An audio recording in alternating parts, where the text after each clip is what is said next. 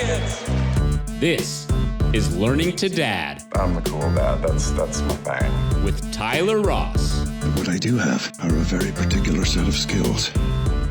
I'm gonna have fun, and you're gonna have fun.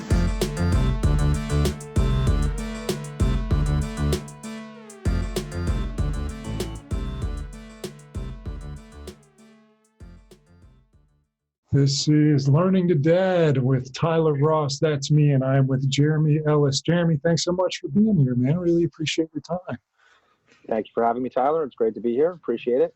Yeah, so we got introduced through a common friend, Tommy, who's actually been on the show, and he said he had a great conversation with you, so I'm really excited to talk with you. I did a little bit of research on you, and you have a hell of a itemized resume, like one of the more recognizable ones that you can imagine with, I guess, you're the VP of Original Programming at AMC when Walking Dead came out and Breaking Bad came out. You were involved with Mad Men, and you're working on TUT now with Kingsley. And I also understand that in addition to that history, correct me if I'm wrong, but you're kind of transitioning your career a little bit more towards writing. So all of that's correct. I had a brief stint as an executive for 5 years at AMC, very fortuitous, sort of a happy detour that taught me as much about what I wanted to know in TV as anything. And I got to work with, some of the greats. Breaking Bad was a show that, I played a large part in putting on the air. And, Vince Gilligan, who created that show, as is everybody on that show, near and dear to me. And, The Walking Dead, which was the last thing I worked on there, was sort of a culmination of, like I said, 5 years there, but it sort of happened in that sense of sort of roll the dice on this and let's see. And sometimes I think that's when the most interesting things in life tend to happen. The only thing about the introduction that was a little bit off was TUT was a series that was from a few years ago for Spike and Paramount. It's okay. It was a limited series with, Ben Kingsley, which was amazing. I was in Africa, and there's actually, I think, a relevant story to that for the show here today, because I had a 8-month-old, my first kid at the time, which was, I didn't expect to be in Africa. And more or less when I came back from that, which was in 2014, heading into 2015, I had my own production company then for a few years, and I sort of had to make this choice about going back to writing, which was always a first passion. And again, you roll the dice. And so for the last 3 years plus, I've been out as a writer and a producer, and just looking to get the next one on the air. That's amazing. That's part of what has inspired me to want to have conversations, is the idea of rolling the dice, that, you're so singularly focused as a career man to crush your work, to just be really great at whatever your chosen field is. And then suddenly being a parent is introduced to that, but you want to be great at two things now. So I'd like to go with a little bit more history on your professional career. I saw that you went to UCLA. Did you grow up in the LA area? I grew up in New York. I'm from Long Island, New York, for the most part. And my UCLA was sort of my way to get out to Los Angeles and to sort of explore the movie business, which was something I've been interested in for a long time. So it was a bit of subterfuge there, although UCLA turned out to be, a wonderful school. I live now like a handful of blocks from there, so I still go back a lot and love it. That's wonderful. So you knew leaving New York that you wanted to work in film and television, Hollywood, more or less? I'm one of those lucky people who I think from a very early age had a pretty good sense of what I wanted to do. I think that the, job titles and descriptions sort of, materialized more along the way. And sometimes, you sort of zig and zag to get where you need to go. But yeah, I quite specifically picked criteria for college that I knew could only end up in like UCLA. It was like UCLA, Rice University, and I think like Miami or something. And I sort of knew that of those three, like, UCLA would be the one that it would make sense to my parents, reluctantly, admittedly, because I had said NYU, and they were like, no, you got to get out of the city. You spend too much time. And I thought, all right, fine, happy to go cross country. And God bless them, since we're here talking about dads and parents, they, paid for my school, and I was very lucky. So that's wonderful. When I was visiting colleges, I got to visit UCLA, and oh my gosh, was it a jaw-dropping experience just being in Westwood and just the campus and the goodness, beautiful people everywhere. Oh yeah, I mean, and if you come, in that springtime, it's crazy. Like right now, it's you think you're in sort of like I don't know, an Abercrombie and Fitch commercial shoot, and I remember on my orientation, like I was down in Westwood, which at the time isn't even as built up as it is now. It was sort of going through, the what do you call it? The not gentrification, but sort of just the town was sort of being renovated in a way, rebuilt. And anyways, they were filming The Nutty Professor there. Yeah. So like, my weekend in orientation, I'm watching, Eddie Murphy and his stunt double do like reverse wheelies in a Dodge Viper, filming a movie. And I thought, yeah, I'm good. I'm ready. I'm in. So did you always want to be behind the camera, or did you ever have aspirations of being in front of it? If I ever had aspirations of being in front of it, they were dashed in roughly 1980 something, when a Broadway show called Little Shop of Horrors, which is equally a great movie, a great remake of a movie as a musical, and a great Broadway show, had come to Broadway. And my uncle, who is also a writer and who had worked in advertising on Broadway for a number of years, was doing the commercial. And if you grew up in the tri-state area in the 1980s, you saw a commercial that ran for Little Shop of Horrors that was one of the first of its kind to employ the, outside the theater, like, Tyler, tell us what you thought. And you were like, oh my God, when the plant ate the person, I loved it. Yeah. And one of the people who did that was a woman standing in front of her entire family, which like included me, like up to here. And it said, we liked it so much this time we brought the whole family. And that was my mother. And she got royalties from that commercial, which, she was great in for years and years to come. I also had auditioned for that commercial for my uncle, and I was the one that I think people had the expectation would be in it. And my uncle had to call me up the next day and inform me that I was cut from the commercial because I was no good. And I would say that more or less ended my aspirations to act or be in front of the camera. I think you have to know your strengths in life, and mine has lied on the other side. At least you got the courtesy of a no, as opposed to wondering for weeks and weeks. Yeah. Well, it's funny because now here I am, decades later out there pitching, and as cynical as I can be about it, I sort of feel like I was, well prepped by my uncle when I was, 8. I got my first official pass. Sorry, kid. Sorry. It's not going to happen. So you're born in the wool, ready for this industry. You come out of UCLA, and what's your first kind of work outside of UCLA once you graduated? I'm like your classic example of not thought out decision when you come out of graduating, because I had come here for 4 years, but I was also a sort of dyed in the wool New Yorker at the time. I had, a girlfriend at the time who was going to be finishing college, and it was still the indie movement in the late 90s of New York. And I thought, I'm going to move back. UCLA was like my pilgrimage to Mecca. I've gone to the religious Holy Land and seen what it's all about, and seen behind the curtain and seen the wizard. And now I'm going to go to New York and make these kind of cool films that I grew up on. And I did that for a couple of years. The first job I actually took was, and the way I say it was a bad decision, was I graduated into the greatest job market in the history of, the modern world in 1999. And I took a job working at the Maury Povich Show, which was the first job that was offered to me. And if you ever want to have a podcast about, depraved television, let me be your leadoff guest, and I'll tell you about my year on the Maury Show. Which could disqualify me from the patriarchy, and I could be excommunicated from every religious organization. But anyway, so I did that for a year. I had friends who graduated, and they were like, you don't get sushi lunch and have a foosball table in the lobby. It was like the first iteration of the internet bubble. And I thought, no, I get yelled at for 42 hours a day and ship people in from the worst parts of the country and put them on television. What am I doing wrong? That's a whole other story. All downhill from there. Never. You know what it is? Here's the deal, kids. Never take the first offer. Don't find out what you're worth. So I did that for a number of years. I actually did get to work production in New York. I did a bunch of indie production. I learned to pull focus as a second AC and a camera unit, and sort of shot in Brooklyn, shot in Wallingford, Connecticut, and was sort of doing all these things and having a blast. And then frankly 9/11 happened. And I was there for 9/11. I was actually working, downtown because, I had to make ends meet. So I would I would temp for money. And it was election day. So I was down there, doing polling. And I was right in the, shadow of the World Trade Center. And I had actually at 6:45 in the morning, as only, by the way, like a 23-year-old can do. I was like, let's bail.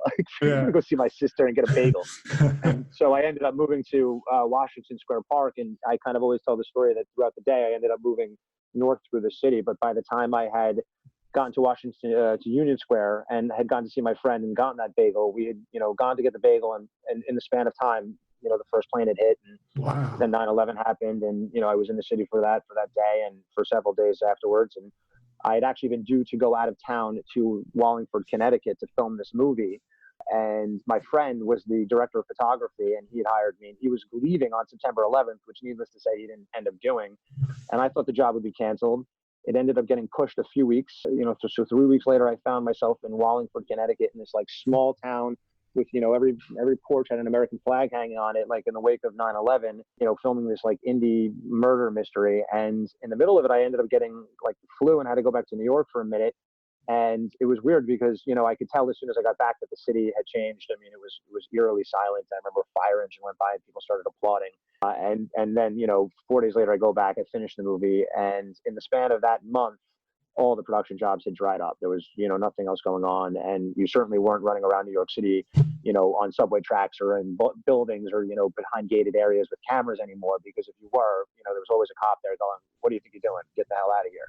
Yeah. And so, it was like crossroads time, as is often the case in life. And, I had friends who were going to law school and friends who were doing, sort of what might be considered safer bets.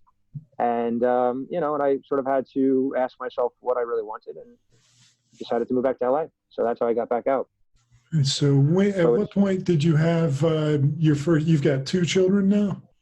So I have 2 children. I had my first daughter, Vivian, 5 years ago. And I had my second daughter, Madeline, 20 months ago now. Yeah, so congratulations. This August. Yeah, thank you. Still a 2 baby. girls. Yeah, 2 girls, yes. That's wonderful. So 5 years ago, like at what point were you in your professional life? You felt pretty, like you weren't piecing stuff together anymore. You weren't temping anymore. You had, I guess, found your lane. Well, yes and no. And it's funny. That's why I thought it'd be interesting to, do your podcast, because I like the sensibility that you have of combining sort of, people who've been entrepreneurial with, kind of, let's call it life quests, in this case being a parent. And, there's I don't know if it's Yiddish or whatever, but there's a expression that says, man plans, God laughs. And I think that would probably be how I would describe how I came to fatherhood. My wife and I were married. We'd been married for a few years. We knew we wanted to have kids. But in terms of my professional career, I had the success of AMC, but I had just recently transitioned to my own business as a producer at that point. I literally like lost my job because the company I was with lost their deal, and, sort of lived through that kind of professional fiasco for a minute, and came out the other side and thought, okay, this is the time. I'm going to roll those dice and bet on myself, which I've always wanted to do. And, I guess timing wise, probably right around that same week, maybe I was celebrating. Invariably, my wife got pregnant. And, so I found myself what I would call in a position that you would never counsel or advise anybody to be in. Yeah. Oh, yeah. Like, sure. Like, start your own company in one of the most uncertain businesses, with the odds stacked against you, and by the way, have a kid. Yeah. At the same time, if ever there were some sort of jittery nights, but, but it taught me sort of early on that, I had a few victories in terms of, work, whether it was like signing a deal and then, signing another deal, or eventually getting TUT made, that were, the things that make you feel secure because you either have a paycheck or you feel like, it's a job well done.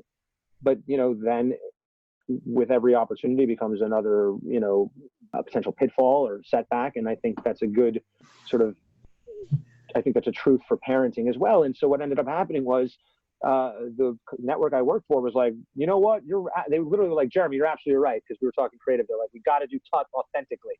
Yeah. We're going to Africa. We're going to Africa instead of Montreal. Now, it wasn't entirely my idea. I mean, there were some other people who had that, but and this was in the middle of the SARS epidemic. Mm-hmm. So suddenly I'm sitting here going, okay, I got to take 3 flights. Flying is not my favorite thing anymore. Yeah. I got to go to a place that frankly, I never thought I was going to go to. And I'm not going to sit here and pretend that I was like, oh, it was going to be the majestic of the Sahara. Like, if I want to see desert, I'll watch The Good, the Bad, and the Ugly. You know what I mean? Yeah. I'll watch Lawrence of Arabia.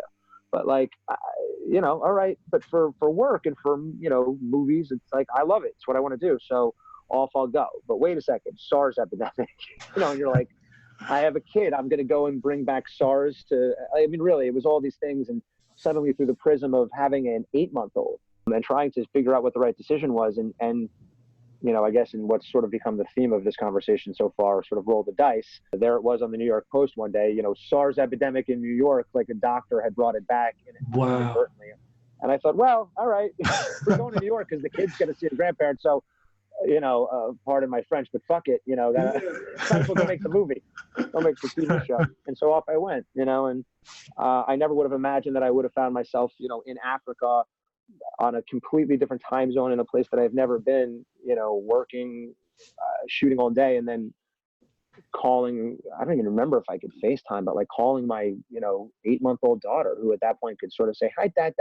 Yeah. And it was, I think it taught me, among other things, that, sometimes there's this notion that you can't always go after the things that you want in life. And I think that because they sometimes conflict with one another, or they sort of all can, be at odds with one another in terms of just say your timing. But I actually think that what that taught me is you don't have to accept that if in fact, you can do certain things to be more focused on what you really want and what's really important, and you can be just a little bit brave and have a little bit of overconfidence in yourself, then you can sort of get it done. And honestly, I can't think of anything that, better describes being a parent, or being a dad. So it's definitely a fake it till you make it, profession. Yeah, I read a Martin Luther King quote this morning that was, even though you can't see the top of the steps, you still got to take the first stride. That's some paraphrasing of it. But I'm curious, for those that are listening that don't necessarily understand our industry, like as a producer, when you started your own company, like, what's your day-to-day look like? Like, what's your work day look like? Like, sure. prior to the birth of your first girl?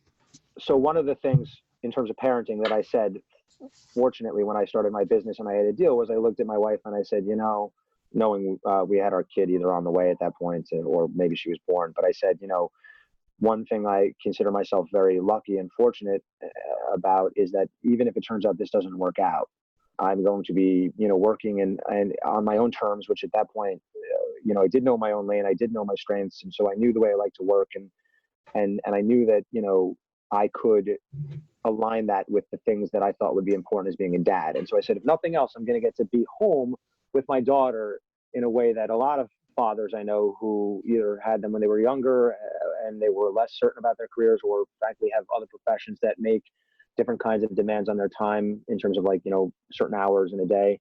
And so, and that was one thing that served me in good stead, just kind of heading out. But to answer your question specifically about what my day was like or what a producer does. So when I went on my own, the job was not all that different than what you might be expecting from an executive, but with a greater degree of ownership and sort of creative stewardship, which is I was out there looking for material, self-generating ideas in some cases as original pitches, books, existing scripts, or in my case, relationships with writers that I had on the shows, any one of which might provide, the next kind of idea that moved me, or the next script that moved, hopefully me and other people. So, there's a book that I'm working on right now called The Journal of Best Practices by this guy, David Finch, who, by the way, would be an interesting father to have on. He's got a great story. But, I've been with this book for, 9 years. It's the story of a guy who was, diagnosed with Asperger's 5 years into a marriage by his wife. And it sort of actually was a great thing for him. But it led to this exercise called the Journal of Best Practices, which was this sort of self-examination of his relationship. And so, that was a book that I'd had for 5 years. And I first tried to get Legendary Entertainment interested in it when I was a producer for them. And they sort of were until they lost their deal with Warner Brothers. And then, it sort of, I had it for a minute under my deal with Starz, and it kind of, came and went. And along the way, I think there was even a script written for HBO that I wasn't involved in, but it's finding, the material that matters and trying to then convince other people to make it. Yeah, so the things that mattered, did you feel like your perspective on those things changed once you had the experience of having a kid and going through the wife that was pregnant and holding your little girl? Oh, I mean, there's no question. It's life-changing, in a way that to describe is utterly cliche, but it's a cliche because it's true. I think it may have been on your show. Somebody said it, or maybe you said it, that I remember one time somebody talked about, and this is not a dig at anybody who doesn't have a kid, but you can't really understand your perspective on the world as a parent, if you're not a parent. Yeah. And again, it's not a dig. It's just that you suddenly have different lenses on. Yeah. What's required of you as a parent is different. And so, yeah, to some degree, there are things that, I would have a harder time, I think anything that involved, like I did a show called The Killing. And I think that, I wouldn't be squeamish about doing this, but I don't know that I would just use like the dead daughter in the trunk of a car as the catalyst for some sort of sordid story, unless I felt like, there was a greater tale to be told. I think there's an entertainment value in anything, but on just a personal level, that might be a harder story to deal with. I think you think a little bit more about promoting, ideas that feel a little bit more conscientious. Mm-hmm. But here's the other truth. Like I also, I love movies and I love television and books, and I really believe that most of life's mysteries are kind of answered in them. And I know what movies and television and books meant to me in my life growing up. And so I try not to sort of stand in the way of what is kind of just the sheer joy of experiencing something. Mm-hmm. There's an author who talks about, maybe it's Ryan Holiday or somebody, who talks about like blow your mind books. Yeah. And I think that those things sort of apply. And so, yes, being a father, I think changes my perspective on things, but the way I try to approach it is I'm just looking for different blow your mind books or stories. I'm not trying to sort of, I think it's a bad idea when we go back and kind of, I don't know, have a referendum on past behaviors or past beliefs. I mean, you're supposed to do that. You're supposed to believe different things in your 20s than you do in your 40s. Otherwise, how do you know you're getting any better or at least changing? You've been involved in reading and finding and creating stories. It sounds like your entire life in the form of writing or developing or producing. So after having your daughter or both daughters, have you gone back and looked at an old story and thought, with this new perspective, I have a new appreciation for it? Like anything just jump right out? Yeah, I think that there have been some stories that I went back to that I had written either early days that I thought, oh, maybe it wasn't as bad as I thought. And then I went back and read it and I went, oh, no, that was bad. You weren't that talented. But in one case I thought, oh, it's funny. If this guy were a father, I could see where the story would start to sort of work and would coalesce. And I don't think I would have ever thought that had I not had a kid. And on a kind of unrelated to the profession level, but, my parents recently delivered for me, some old things that I had written when I was, at this point, a little bit older than my daughter. I was probably 8 or 9, 10, 11 when I wrote some of these things in grade school, which she's just about to begin. So when I look back on that now, and when I know that I have those things to someday show to her and say, look what your father was working on. I think in a sense, that's the absolute magic of writing and writing things down and telling stories and, why they're so important or important to me. Like back to, we talked about changing perspectives. What about changing practices, like with your work and owning your own company? Like how do you change the way, like what's your wife do? And she stay at home or she work?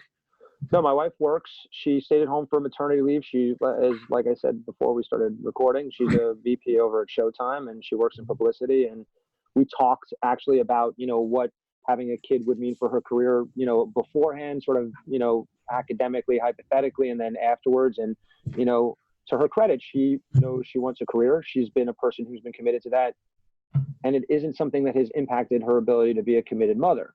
What I think works well for us is that we've had a balance in our relationship that even before I started to develop some of those routines that you just asked about, which I'll mention, I think worked for us because what I will say about, parenting that has, traditionally been sort of laid at the feet of women that occurred to me, I think even before I became a father, but definitely after I became a father, being a parent, and let me say it in the traditional sense, being a mother, that is a job. I don't mean that it's like the greatest job in the world, but that also requires like, the most for you to give of yourself. Like you cannot phone it in, not in the way that I think we're talking about. Mm-hmm. And so when I started to think about how me and my wife would, balance things, plus the fact that I had a business I was very keen on the idea of routines, and I'm not like a routine oriented person. I think I'm, if you left me to my own devices, I joke with my wife, if I hadn't gotten married, I'd be sleeping on the couch. And what movie was I watching last night? Oh yeah, I'll pick that up again. And what's for breakfast? It would be very, fly by the seat of your pants. Mm-hmm. But I think that in order to maximize, your time, which is of course, the first thing that occurs to you when you become a parent, you have to set routines. Yeah. I'll tell you. So here's a funny story that a guy told me that I think is a good thing to tell people when they're going to become a parent. He told me this. He said, I was pregnant, we were talking, and he had a couple kids already. And he said, all that stuff that you hear about how you have a kid and it changes your life. It does, but not in the way that people talk about it. It's not like, you're never going to have a night out with your wife again, or that, like, you're never going to see your boys and hang out or take a vacation or even have sex. Like, all those things are going to happen. You're going to have sex. Life will go on. You will get back to it. You'll have to find your way back to it, but you'll get back to it. And I said, oh, okay, that sounds good. He said, yeah. He said, is there anything that you like to do, for you? And I said, you mean like go to the movies by myself on a Friday, or like read the New York Times on a Sunday? And he said, yeah, you're never going to do that again. And I thought, every Sunday I go, that guy was right. I have not been, if me and my wife get to see a movie start to finish, it's a true miracle. But I do. But I think that, what that meant to me in terms of your question and how I approached it, because I knew that I needed to focus. And before I even got to this step, I will tell you, as I said a little bit earlier, like, you need to know what your priorities are. Warren Buffett has this great exercise. I think that there's a story, you could Google it, about him and his pilot, Steve, that was about making two lists. I think if you Google Warren Buffett and about making two lists, and it's interesting, I won't tell it all here, but he basically helps you figure out how, like, what are the 5 things that you should be working on? And his distinction that he comes up with is, once you figure out those things, most people think those are your priorities, and everything else that's, on the secondary list is, what you work on in between. It's the other stuff.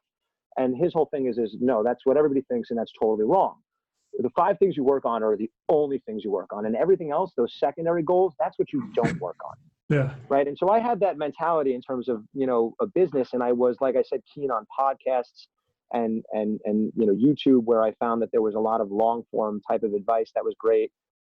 I bought a lot of books and whatnot, but I really, knowing that being a parent was a job, knowing that, me and my wife were going to share those responsibilities, and knowing that I was intent on being a really involved dad, I truly set about devising routines and things that I think I had been trying to do in a kind of self-help, self-improvement way. So, whether it was like Ben Franklin's, 13 traits to improvement, or his methodology, or it was, David Goggins, or Jesse Itzler, or anything else like that, right? Yeah. I started to sort of think about that in the context of being a parent. And one of the things that occurred to me early on afterwards was, and I tell this to people now, you need to train to be a dad, right? Well said. Well said. You need to, like, physically and mentally, but I'll even just take it as a physical thing. It's just, it's funny how in some cases we're so ill prepared for the things that truly matter in life. Like, I can tell you what an Edgeworth box is in economics, and I don't know why, but like, nobody bothered to tell me that, like, hey, by the way, when you're going in and out of a car with a kid who's, growing from 5 pounds to 10 pounds, that thing in your back is real pain you're going to want to pay attention to, and it ain't going away because you're a fat, lazy asshole who hasn't done anything. Right? Now, you can either be a fat, lazy asshole dad who's going to keep having back problems, and I think, I don't have to spell it out for you where that goes, or like anything else that you want to accomplish in life, which for me was, being a producer and then being a writer. Being a parent sits above all of them, and I realized I need to train for this. Yeah. So, and you talk about change of perspective. So, before I had a kid, it was like, okay, I got to go to the gym, and this is the year I get the 6-pack, and this is the year I, take off the shirt, and I look like whoever, Brad Pitt, whatever, I'm trying to get there, whatever. Yeah. And after that, I suddenly went, okay, I'm almost going to treat myself like a person coming back from an injury. I need to learn how to, like, move again. Yeah. I'm going to be getting out of cars, be lifting things up, and then that extended to, okay, well, if I'm going to the gym, I can't go for 2 hours. I can't go for 90 minutes. Like, I got to get back. I can't leave my wife alone because she's got to get ready for work. So I got to maximize the gym. So, then all of a sudden Tim Ferriss with his advice about, here's your minimum viable weight, like. Oh yeah, it's 80-20, 4-hour body. Yeah. Yeah. So to me, it's like the great thing about the age we live in is, yes, it's the age of over information, but if you know how to sort of parse through it and sort for what you're looking for, I got tremendous advice, again, from the medium through which I make my living now, which is, movies and television shows that inspired me, but like, books, whether they were books that were written by Navy SEALs advice to their sons, which I don't have a son, or it was Michael Chabon's, Fatherhood for Amateurs or whatever it's called, just countless stories and things that, meant something to me. A great one, I think, that actually sort of exemplifies all we're talking about is the Will Smith movie, Pursuit of Happiness, because in that movie, he's, frankly, in much more dire circumstances than I was in, but he's a single father ultimately. He's working in an internship, at like Morgan Stanley or, some financial bank institution. And he's got no money. He ultimately ends up being homeless, and he has to go pick up his kid from like daycare. So he has to like leave work at like 4:30 in the movie. And, all the other guys are there till 7, 8 o'clock. And so he starts talking about these little things that he's doing, right? Like not putting down the phone in between calls, and he's not getting water so he doesn't have to go to the bathroom. Just these little micro, improvements that he can make to gain a little bit more time in his day. And so what I realized was much like in business where you go, well, somebody's out there working, you better be hustling. I realized like, it's not the same kind of competition, but if it's a competition with myself and for my kids and I want to do well, like how can I, devote that same focus and attention to sort of being a parent and to squeezing out the time so that I can, spend time with my kids and still write the amount of hours I need to write and, spend the time making phone calls and still get the oil change in the car. How can I do that? And I think that you can't do that if you don't really spend time thinking about it. I think if you're like watching the ball game or, still out, kind of drinking and, partying it up, at least in the early days, maybe if you're not starting a business or, maybe if that's your outlet, don't get me wrong, I'm not passing any judgment. People should have fun. I'm not saying my life is for everybody, but, those are the 5 things I want. I want to be a great dad and I want to succeed in my career, and I want to be a great husband. So I focus a lot of thought on it.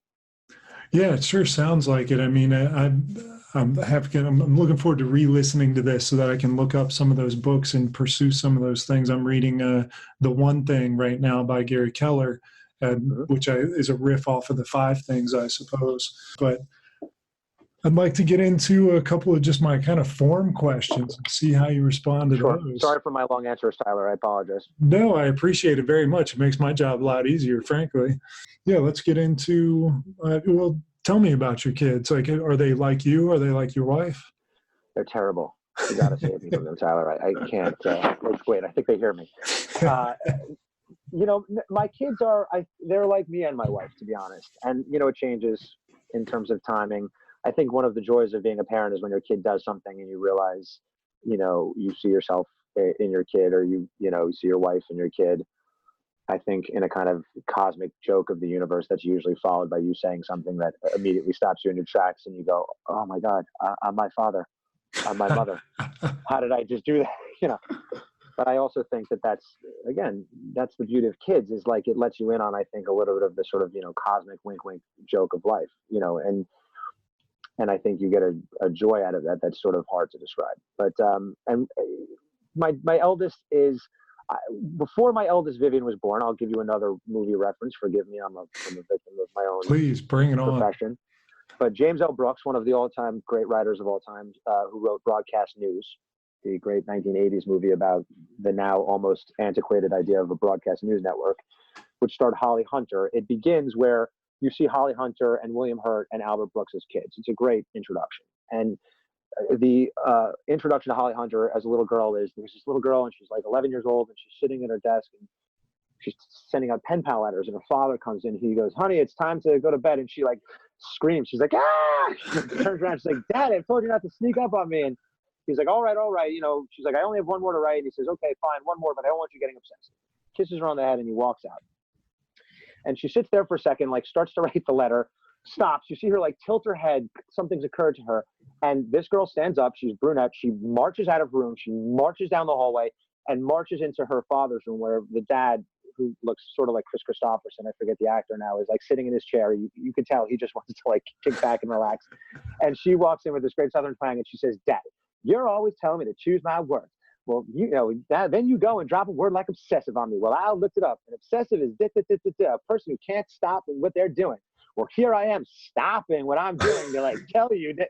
And like and the father's face is like, well, I don't even know what happened. And she like starts to walk out, and then she turns around and she walks over to him. She goes, "I love you. Good night." Kisses him on the head and storms out. When my daughter was in my wife's womb, I turned to her and I said, "That's your daughter. That will be our eldest." And to a large degree, that is my daughter Vivian. And my daughter Madeline, who is a year and a half, who's the baby, is she's our little. My wife likes to joke, our Leo baby. She's born in August. Not to get too astrological, but she is bold and brave and will try anything. Loves music. Is fascinated by instruments. Even that. It's like I'm no expert. I am tone deaf, but I look at her and I think, is there really something there? And I don't mean it in a weird Hollywood thing. Just like this idea that music connects with her in a way. I can just see it, that it's not the same for other people. So who knows? And so exciting. It's amazing watching kind of I'm going to call them the natural inclinations of your kids. I have, my daughter, she'll go outside and sing, put on a performance just by herself. I'm like, I want to enable whatever it is that she's inclined to do. So I can totally resonate with that idea of just, not in the Hollywood way, but like in the way that makes them happy. Yeah, well, in a way that could be so much more profound in their life, even if it ultimately is just a fine appreciation for it. But one of the things I love about being a parent is this idea of re-experiencing childhood, and sort of, but you're obviously experiencing it sort of somewhat removed. Yeah. So you sort of see it. I often feel overcome with like feeling of nostalgia when I watch my kids do certain things, and they're growing up in a very different city at a very different time, but there are certain things that are just universal truths about growing up and learning, and I'm endlessly fascinated by that. You were talking about something that made me want to ask you about your childhood, because you were obviously very deliberate and thoughtful and hardworking and dedicated to being a great parent. So did you find that your parents are that way? Like what is it about? They were terrible terrible people. Yeah, sorry, is this recording still? Sorry. No, I'm extraordinarily close with my parents now, and they were great parents. They were great parents. Like anybody, they were, human beings. Luckily, they're still together and they're still alive. Again, I'm very blessed in that way. Me and my father in particular, like we, butted heads. I mean, from 14 till, 20 something was tough. Mm-hmm. Interestingly, going to college helped our relationship a lot because I think there was a certain amount of distance that needed to be had. I think I was independent. We're both particular. Mm-hmm. You ask me about my kids now. I see that in my daughter. It's funny. We have a temper streak that runs through their family. I'm waiting for them to identify the temper gene because I'm going to lobby for them to name it after my family. But I'll tell you something that my parents said to me that I think is just astoundingly good advice. And they said, and it's funny. I think it's such good advice about being a parent that when they said it to me as a kid, when you're a teenager and you almost, nothing is getting through, right? Mm-hmm. When you're a teenager, it's just the wall of, they're on the other side of the moon. Yeah, gone. Yeah. And when we would, we had a very close family in terms of a lot of tradition that would keep me coming back. And, my parents were great about a lot of things that I think where it really counted made me know that even if we disagreed, they loved me. But the thing that my mother and father said to me that I thought was just brilliant was when cooler heads would prevail, my father would say to me, just remember that every time, because I'm the oldest, they would say, just remember that every time your mother and I go through something with you, no matter how old you are, no matter how many times we've been through something else that seems even similar, every time with you, it's the first time.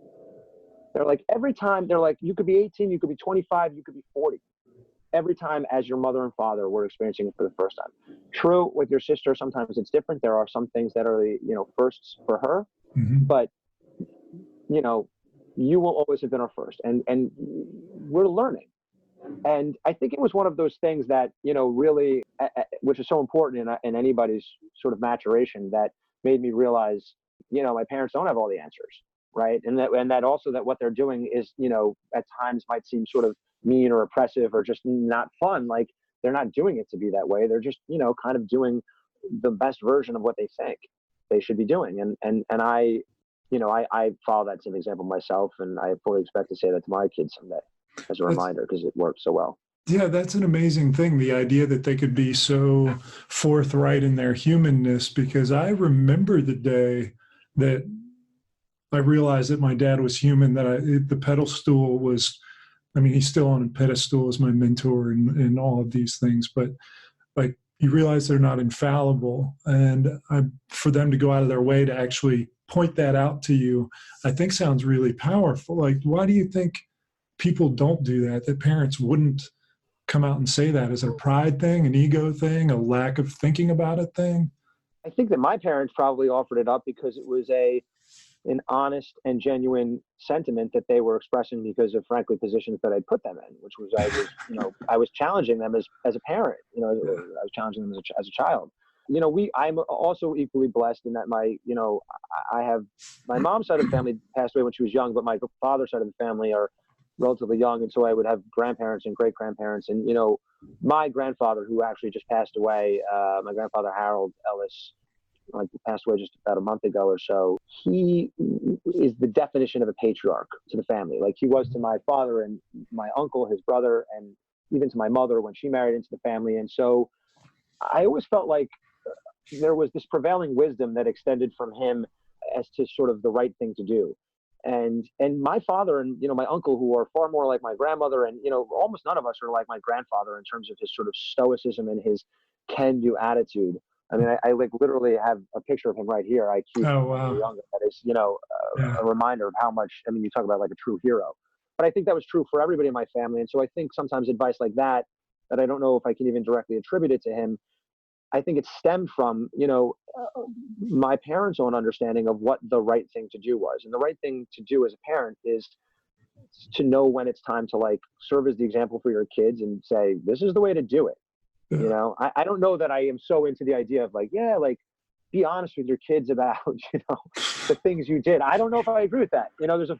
Julie Bowen has a very funny line in an episode of Modern Family where she says, you don't want your kids to, know who you were. You want your kids to know that you were the people you want them to think that you were. So, I remember that line. I massacred it a little bit. Sorry, Steve Levitan and Chris Lloyd, but it's and Julie Bowen, but it's a true line. And I think that, so I don't always necessarily believe that you want to be forthright, but I think that in knowing when it's time to be forthright, you talked about bringing your own father up of his pedestal.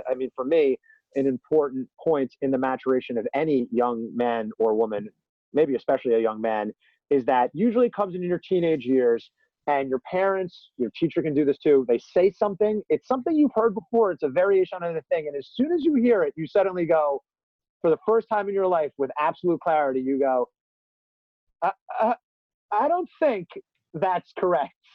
I don't think that's right. Yeah. I am going to call bullshit on that now. And of course, that's the thing that usually sends you a little bit down the road of thinking, everything is a teenager. It is indeed. But I actually think that, whereas usually that's a mistake on the part of your parents, that's like probably some kind of, momentary, miscalculation that reveals themselves. I think that when they do it intentionally, and again, that's part of the, the brilliance and the responsibility of being a parent, is you have to know not just what to teach your kids, but sort of how and when to teach them. So, I think that even through the things that were hard for me with my family, what always, held us together was this idea that they were doing their best and they loved me. That's beautiful. Yeah. That's wonderful. Well, to keep thinking about that in mind, it's a good segue to ask you, when it comes to keeping your 5-year-old, your 18 or your 20-month-old, no big deal yet, but 5-year-old, trying to keep her in her lane, what do you do to, I hate the word discipline or punish, but to help guide? No, I think it's, so I first of all, I don't, as a writer, I don't object to any words. I think they're important. And I think to sometimes try to break them down to their core intention and meaning is more crucial. Mm-hmm. So I actually think discipline is an important part of being a parent. I think it's, especially as a dad, I think it's sometimes the hard thing. To talk about a cliche, the old, it'll hurt me more than it hurts you. I kind of get that. Mm-hmm. And I have not had to sort of discipline my child in such a way that it rises to that level per se. But we have gotten to the point with our 5-year-old where, you know, whether it's okay, like you're now going to bed without certain things, or it's just a discipline of, let me even take it out of the context of a kid being disciplined, like disciplining ourselves. Like we had a course correct on phones and screens. You know, we were doing the thing of sort of, here's the phone, here's this, sort of indiscriminately, kind of if the moment called for it. Yeah. And I don't agree to that anymore. In fact, me and my wife, it probably took me a little bit longer to come around to it, have realized that screens are not good. And I think it is okay for us as parents to decide it's not good. Now, whether it's, you know, hey, it's TV and you want to sort of limit it. I mean, I watch a lot of TV, or you want to, you know, allow them to have it at whatever amounts of time, and if they've performed whatever tasks, you know, good deeds, all of that I think is fine. I just think you have to have that discipline, self-discipline and discipline of them. But I'll tell you another thing in terms of sort of helping to guide me. One thing that I did, and maybe this was my grandfather who sort of inspired me a little bit, but I believe we live in a tricky world at the moment. And between social media and, you know, the news, and frankly, even just the kind of social pressures we feel from parents and friends, even when it's unintentional. God, I love my mother literally to death. She's from New York, but there are times I tell her something and she says like, well, you have to do this. And I kind of go, you've been living in New York for too long. Like, you don't have to do that at all. But, you know, so whatever those things are, I think it can be sort of a tricky time. And, you know, one thing that I did shortly after my second daughter was born was I bought Tom Brokaw's book, The Greatest Generation. And I listened to it on audio and I reread it because I thought, you know, not that they did everything right, and not that the baby boomers did everything wrong, but I want to go back to basics. Even a lot of these books I read, there were all these like equivocations and caveats and explanations. And I just thought, you know, here's the thing. Respecting your mother and father, like that's good, right? Like keeping your hands to yourself, like not, you know, sharing with your sister, not taking what doesn't belong to you, like sort of basic stuff. And I mean, I'm not trying to get all sort of like 10 commandments or anything like that, but I felt like, you know, when you're talking about the greatest generation, who, especially today, when I hear people complaining about what they have, it's like, we have no idea how good we have it. I mean, no idea how good we have it. And when you go back and you read the stories of these people who raised not one, not two, not three, but like 5 kids, and they all grew up to be, you know, contributing members of society, it's sort of like, I'm going to go listen to those people. And I did, and I read the book, and it's funny, I really describe it as getting back to basics. And, you know, frankly, a lot of that stuff led me back to like certain religious, you know, sentiments that I think kind of got away. But I believe that all begins with the family. You know, that's the beauty of being a family, is that you cultivate those ideas and you impart them to your children. And frankly, far more than, you know, who you vote for, or, you know, what shows you're watching that are popular, or even what you're talking about with your friends, you know, the way you impact the world, you know, if you're a person who's fortunate enough to be a parent and have this option, is in what you know, impart to your children. So, you know, discipline is one component of that. You know, it's not just, I mean, I have like, you know, John Wooden, like I went back to basics, right? You know, like I did, I like Leo Tolstoy, I went back to basics, right? Like Oprah Winfrey, went back to basics. In fact, I'll tell you a great piece of advice I got from Shonda Rhimes, because again, I like to give credit where credit's due. Shonda Rhimes has a book called, I think it's like The Book of Yes. And the premise of the book has nothing to do with parenting. It was about her coming out of her shell and saying yes to things, with all these great opportunities were coming her way. But there's a chapter in the book where she talks about her kids wanting to do something with her. And initially, she starts to say no because she's saying yes to one of these other things that she has said yes to, in keeping with her mandate. And what she realizes is that saying yes is as much about saying yes to her kids, which is sort of saying yes to her as a mother. And she even says this thing in a very pragmatic piece of advice. She says, you know, how much do they really want? Like 15 minutes to 20 minutes? And yeah, sometimes it does, you know, become more than that. And I know one of your guests, I think one time talked about how it can evolve into more. You know, you have to be willing to, you know, not, again, you have to, you know, walk the walk, right? So when my daughter wants my attention, yes, there are times that I am, you know, focused. And I try to tell her when that is so she knows. But most of the time I kind of say, you know, buck up, Jeremy. Like, she's 5 and she ain't going to be 5 forever. And, you know, you can refocus and get back to what you're doing, but she's not going to ask you to look at that next picture if you don't look at it now. Yeah. And by the way, nothing you're writing is going to be as good as what she just drew. So get the fuck up and go look at it. You know, like, give her the love that you are going to crave from them. You know, I think so much of kids, you talk about discipline, like it's never tell them something once and they get it. It's like it's like you got to Mr. Miyagi them, right? You got to like tell them something that they don't even know what it is. And then, you know, maybe 16 years from now, they're going to make a right decision because of something you taught them. And, you know, you may not even be around, who knows, but like, that's your job. I don't know. It's what it means to me. Couldn't be more true, especially at this age. You see even 5-year-olds being assholes because their parents are assholes. Like, you know, you're doing this to them. It's the environment doing that to them because they're born these pure, beautiful things that want to do great things, and we got to get out of their way so we don't fuck them up. Yeah, well, you know, yeah, yes and no. I mean, you know, kids say some crazy shit when they're young, and it pays to like be able to say to them, hey, that's not right, or, you know, that's not the way we're going to do it anymore, and kind of put them on track, because, you know, otherwise what are you doing? There's a good you know, Jordan Peterson, I think it's like chapter 5 of his book 12 Rules, says, you know, what did he say? I even like wrote it down. Don't let your kids do anything that makes you not like them. Yeah. You know, that's like solid advice. If you know, people say, like, do you love your kids equally? And, you know, yeah, of course. And you supposedly love them, you know, unequivocally, but you still want to like them. Mm-hmm. Yeah. And how are you going to get to like them if you're not trying to teach them how to be a good person? Yeah. And I got to be honest with you, like, if you're not sort of devising for yourself what those things mean, right? Mm-hmm. And if you weren't lucky, like I was lucky to have parents who, even when you didn't agree, or even when they were screwing up, imparted to you important things. And, you know, and I frankly had other people, extended family, who were able to do the same thing, then I honestly think it's incumbent on you as a father or a mother to go out and figure out what those things are. Yeah. You know, devise your philosophy, come up with your family crest, so to speak, right? I mean, you know, to put it bluntly, like, what the hell else are you doing? That's so important. Can you give a good first step for somebody that's not inclined to do something like that? I think the first thing I would say to anybody is that recognize that you'll take the first step multiple times. Mm-hmm. In fact, I think that whether it's business or it's life, it's writing, you know, it's going and working out, it's meditation, you know, oftentimes, by the way, it's like the tools that I think can be helpful towards making you just, you know, a good father or mother or a good person, by the way. Right. Unless you're like John Glenn, right? Unless you're like one of those astronaut guys who's like, I'm doing it tomorrow. And then, you know, like, you know, and you start doing it.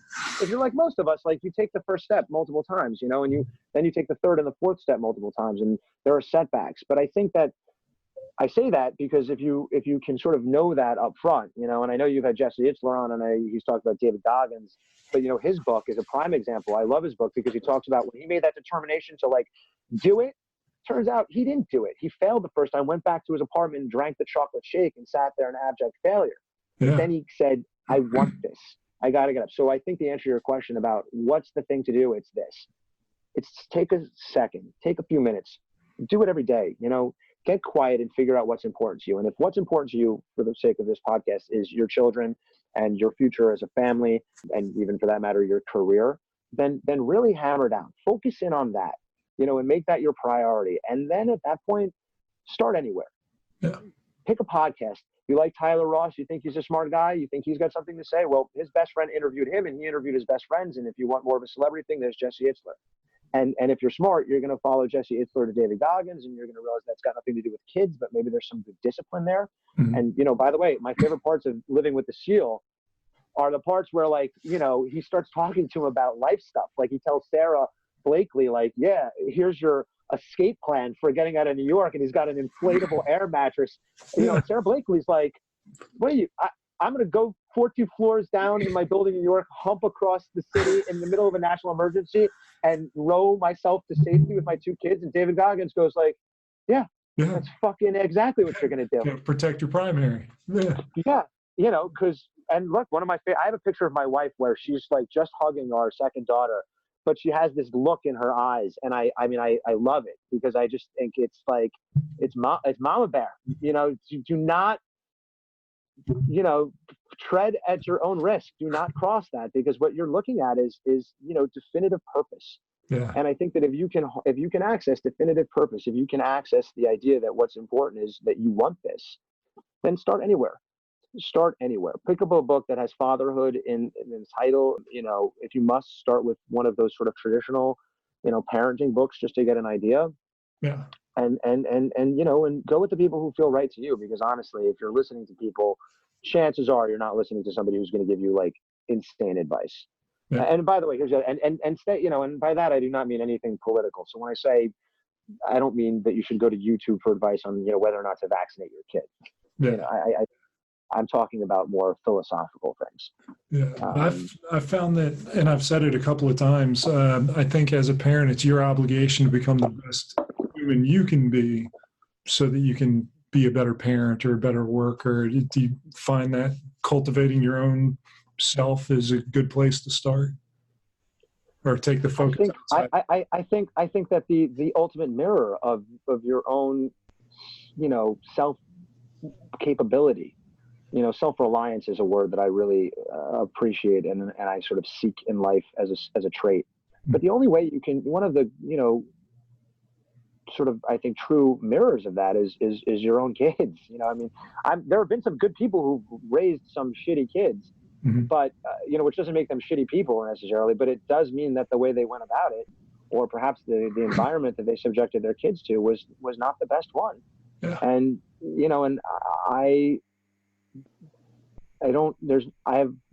for me, I can't fathom a scenario where how my kids turn out is a backseat to anything. I can't. And I'd give up everything for them, because my attitude is I'll battle back on the other stuff. Yeah. There's a story of Edison. I think it's one of Ryan Holiday's books, again, that he talks about where and I think this is a good business one, and it's a good life one. It's a good father one, where middle of the night, he's woken up and his factory is burning down. Something caught fire and the whole thing is burnt to the ground. All of that work, it would be like, Apple burning to the ground. And in the middle of this, where he's standing there with his employees and the fire engine is, trying to put out the blaze, he races off and he goes and he wakes up his wife and his kids and he goes, come out. You got to see this. And he stands there with his kids and he puts his arm around them and, puts one of the kids up on his shoulders. And he's like, look at this. And, his like right-hand man wanders over to him and goes, what are you doing? How the heck can you even have this attitude? And he said, look, here's the thing. We can rebuild that, and we will rebuild that. But, I want him to say it. It's a sight to behold. That's so and incredibly I know I'm sort present. of massacring the story, but yeah, like there are all these videos on YouTube of, people who've made it to be, 90 or 100 years old. And when they ask them what's important, when they talk about what matters to them, through and through, it's family, it's friends who ultimately became family.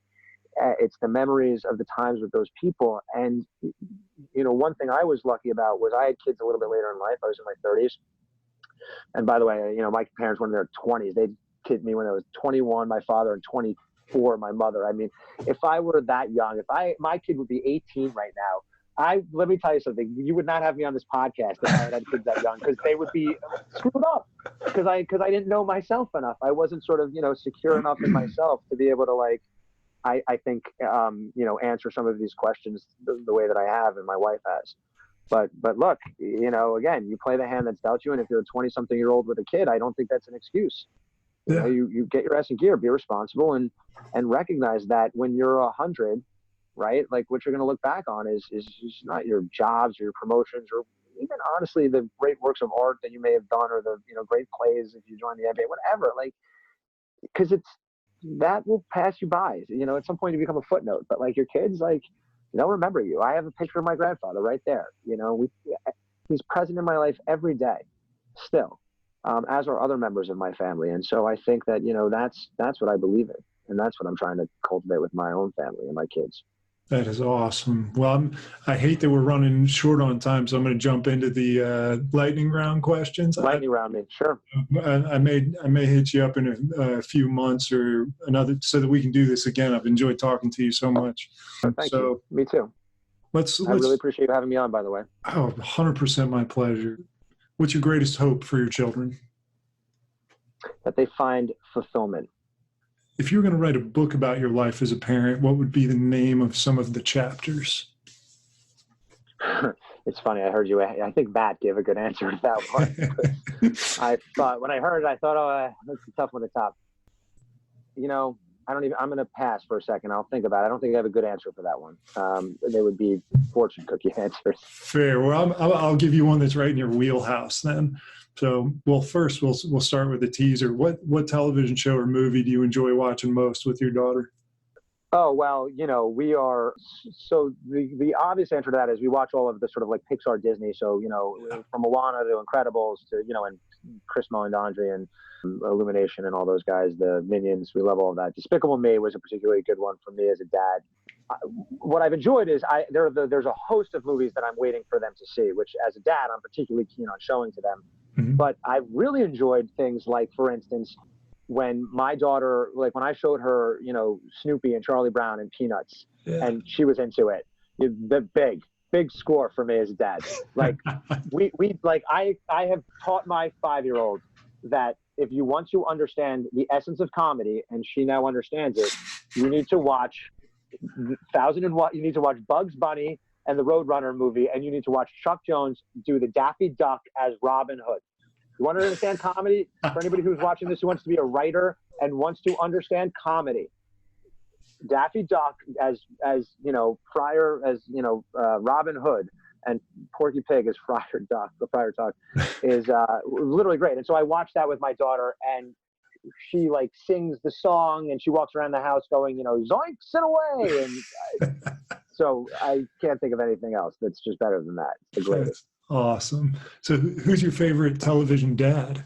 My favorite television dad? That's a good question. I'm going to answer that one in a sort of unconventional way. You know, I heard some of the sort of Family Ties answers and things like that, which I think growing up in that era is good. But I'll tell you a dad that a dad I really liked who was really popular, and I thought it was a good use of him being a dad. Kiefer Sutherland in the first season of 24. Okay, and I'll tell you why. Yeah. Here's why, and it's a testament to the writing. Since I'm a writer, I'll give Howard Wood Gordon and oh, forgive me, guys, that I'm blanking on their names. The creators of 24. Yeah. This is what happens when you're nervous. I'm having my Jeopardy moment. But the reason I say Kiefer Sutherland is because the whole first season of that show, in particular the first half of the first season and the whole pilot is, you know, this guy has sort of rekindled this relationship with his wife, and in the middle of it, you know, Alicia Cuthbert, who plays his daughter, Kim, sort of goes out and pulls like a classic teenage stunt, right? I'm staying over at Kathy's house, and she's going out with a couple guys. Yeah. And so, you know, he is, and the sort of thing about the president and all the stuff that's the political intrigue, by the way, Joel Surnow and Bob Cochran and Joel Surnow, there you go, creators of 24.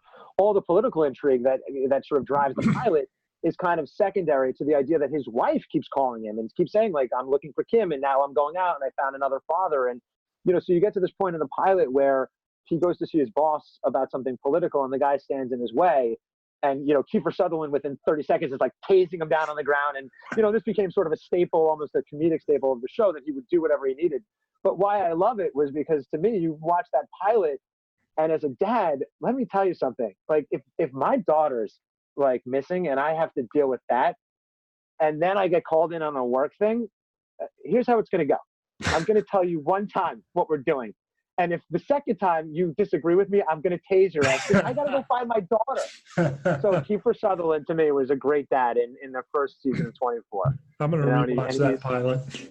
Yeah, man. You know, it's John McClane in Die Hard. You know, I mean, he saves his wife, but it's the greatest. You know, it's you know, I do love in your title sequence that Liam Neeson and Taken shows up. I mean, I saw that movie on a business trip in New York. It's 2 a.m. I'm a movie fanatic.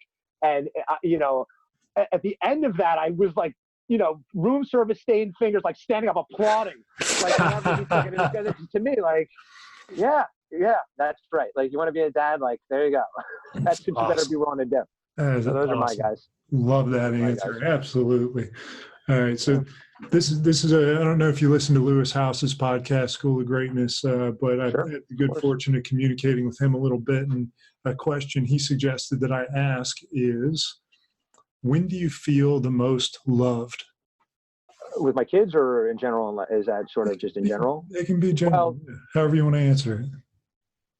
You know, I think probably the answer for both in general and for my kids is sort of one and the same, which is whenever I'm with my family, really any time. But I mean, it's particularly on a weekend, on a Saturday that's like dedicated to family. And by extension, the more of my family. So I'm also fortunate to have a goddaughter and her younger sister and my wife's family who's here in LA and my mother and father and my sister and my niece who are in Maryland with their husband, so whenever I'm with these people, a couple years ago for a birthday, we all got together for my birthday and everybody was there.